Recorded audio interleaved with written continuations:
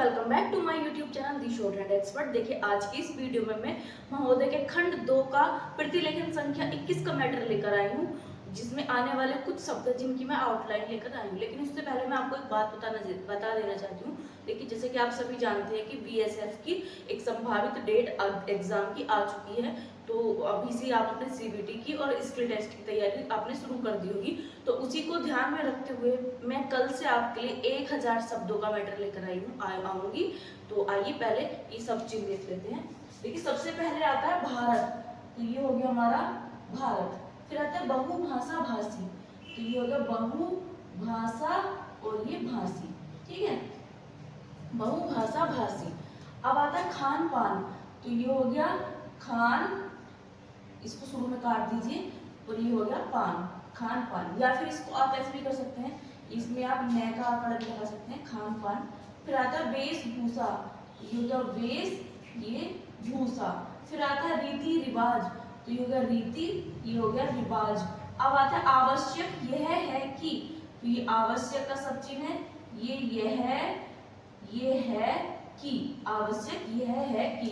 फिर आता है आदान प्रदान, देखिए ये हो गया आदान और ये हो गया प्रदान। आता है सांस्कृतिक विनिमय, ये हो गया सांस्कृतिक और ये हो गया विनिमय, ठीक है, सांस्कृतिक विनिमय। अब आ जाता है राष्ट्रभाषा, तो ये हो गया हमारा राष्ट्र, ये भाषा। फिर आता है संस्कृतियों, ये हो गया संस्कृतियों।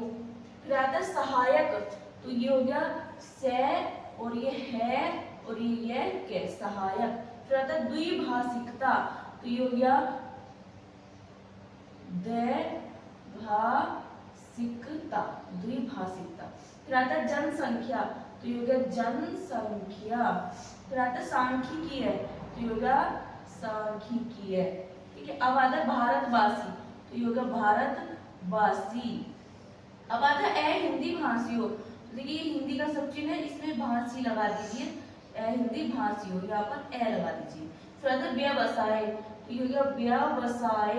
फिर आता है जनसंचार, तो ये हो गया जन, ये संचार, जनसंचार, ठीक है। इस तरह से भी लिख सकते हैं आप, या फिर इसको एक तरीके से और लिख सकते हैं, ये जन लगाइए और ये चार बना दीजिए, जनसंचार, ठीक है। फिर आता है रोजी रोटी, तो ये हो गया रोजी रोटी। फिर आता है आत्म विकास, तो ये हो गया आत्म विकास। फिर आता है आत्म प्रचार, तो ये हो गया आत्म प्रचार। अब आता है व्यावहारिक सत्य, तो ये हो गया व्यावहारिक, ये सत्य। अब आता है भौगोलिक दृष्टि, ये हो गया भौगोलिक, ये दृष्टि, ये हो गया भौगोलिक दृष्टि। अब आता है शक्तिशाली, तो ये हो गया शक्तिशाली। अब आता है अंतरराष्ट्रीय, तो ये हो गया अंतरराष्ट्रीय। अब आता है सुख सुविधा, तो ये हो गया सुख, इसको से काट दीजिए, सुविधा। फिर आता है विश्वविद्यालय, ये हो गया विश्वविद्यालय। फिर आता है विकसित, तो ये हो गया विकसित। उम्मीद करती हूँ आपको ये आउटलाइन पसंद आई होगी। यदि आपको आउटलाइन पसंद आती है तो प्लीज मेरी वीडियो को एक लाइक, एक कमेंट और एक शेयर जरूर कीजिएगा। और यदि आप चैनल पर नए हैं तो प्लीज चैनल को सब्सक्राइब करना ना भूले। तो आते हैं अपने मैटर पर। Ready start. महोदय, भारत जैसे बहुभाषा भाषी देश में जहाँ विभिन्न भाषा परिवारों की 1652 भाषाएं बोली जाती हों, अष्टम सूची के अनुसार भी देश की 18 प्रधान भाषाएं हों। खान पान, वेशभूषा, रीति रिवाज आदि की दृष्टि से भी एक प्रांत दूसरे प्रांत से बहुत भिन्न हो, वहाँ देश की अखंडता को बनाए रखने के लिए सबसे अधिक आवश्यक यह है कि संपूर्ण देश के नागरिकों का वैचारिक स्तर पर आदान प्रदान हो, सांस्कृतिक विनिमय हो, एक दूसरे को समझने सराहने की चेष्टा हो। जहाँ संपूर्ण देश की भाषा एक हो, वहाँ तो शायद उस एक राष्ट्रभाषा से यह संभव भी हो सके। किंतु भारत जैसे विशाल तथा विभिन्न संस्कृतियों और विविध भाषाओं वाले देश में अनुवाद ही सबसे सशक्त माध्यम है, जो संपूर्ण देश को एक सूत्र में बांधे रखने में सहायक हो सकता है। द्विभाषिकता का महत्व भारत में प्राचीन काल से रहा है। आज भी भारतीय जनसंख्या के सांख्यिकीय आंकड़े यह बताते हैं कि भारत में द्विभाषियों का प्रतिशत काफी ऊंचा है। कहने की आवश्यकता नहीं कि सभी भारतवासी सामान्यतः हिंदी या निकटवर्ती प्रांत की भाषा को दूसरी भाषा के रूप में प्रयोग करते हैं। अहिंदी भाषियों के मध्य हिंदी का प्रचार शिक्षा, व्यवसाय, जनसंचार, फिल्म आदि कई कारणों से हुआ है।